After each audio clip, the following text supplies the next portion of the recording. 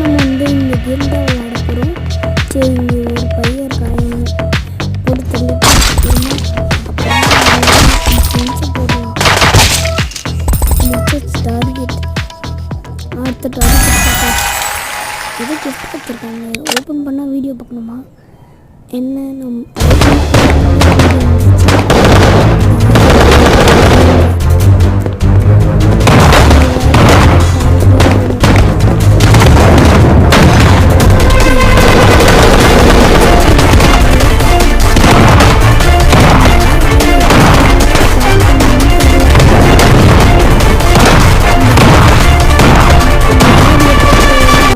பேசுறது அப்பா போகுது.